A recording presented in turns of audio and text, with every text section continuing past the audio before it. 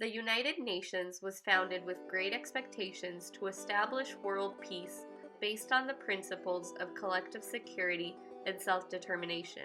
Its ill-fated predecessor, the League of Nations, had not been able to secure peace and had fallen apart due to World War II.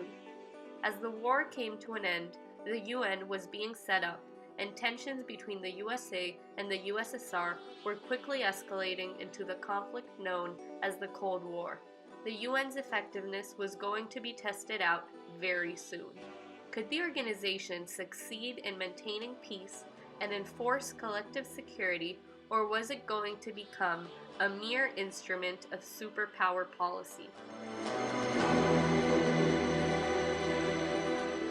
United Nations organization was planned in the Atlantic Charter of 1941 by Roosevelt and Churchill and further developed in the wartime conferences. It was founded in 1945 under the Treaty of San Francisco. The organization is based on a charter that outlined the main goals of this international organization. The two most important bodies in the United Nations are the General Assembly and the Security Council. The General Assembly is a forum for all member states to discuss and make decisions. However, the most powerful body is the Security Council that presides over the most important and critical issues. It is composed of 5 members: the USA, the UK, the USSR, China, and France, each which hold veto power. During the late 1940s, tensions between the USA and the USSR started to become more and more serious. This was a clear threat for the UN as it drastically challenged its ability to pursue its charter in a wholesome and meaningful way. The USA and the USSR were at the core of this organization, and these tensions meant that they would not be willing to cooperate, and thus it would hinder the United Nations' acting power. This can be seen in the early Cold War developments in Europe from 1945 to 1949. The UN was unable to put together a collective response for the Soviet occupation of Eastern Europe or set up an alternative form of economic aid to the Truman Doctrine in Greece and Turkey. But the worst part was yet to come. In 1948 to 1949, the USA and the USSR came close to war over the Berlin blockade, and the UN was powerless. The emergence of the Cold War ignited fears of the UN becoming as irrelevant as its predecessor, the League of Nations, had been. The UN found its place in pursuing the mediation principle. In other words, it took the role of peacekeeping rather than peacemaking in the Cold War. The 1950s were not any more promising to the UN's future than the 40s had been. The Cold War took on global dimensions, and international relations were based on individual countries joining one of the superpowers rather than by the United Nations. At this time, most countries inside the organization sided with the USA, which led to the idea that the UN was nothing more than an instrument of American policy. In fact, an aide to Truman even referred to the organization as a God-given vehicle through which the US can build up a community of powers to resist Soviet aggression. This, and the fact that Taiwan, rather than China, held a seat in the UN, led the USSR to boycott the organization as the Korean War broke out in 1950. The USA took advantage of this and brought up the topic in the Security Council. Since the USSR was absent, no one would veto a UN action against Communist North Korea for invading South Korea. The UN intervention proved to be crucial for South Korea to maintain the status quo. These actions have been considered a practice of collective security, a police-like action, and a unique phenomenon. Regardless, the USSR challenged the legitimacy of the UN actions, which means that it is not accurate to label this as an example of collective security because it was not in every member's interest.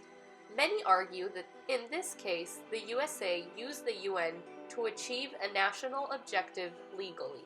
Later on, in 1956, during the Suez Canal crisis, this idea was discredited when the USA stood against its traditional allies, France and Great Britain, in the UN after they attacked Soviet-backed Egypt for the nationalization of the canal.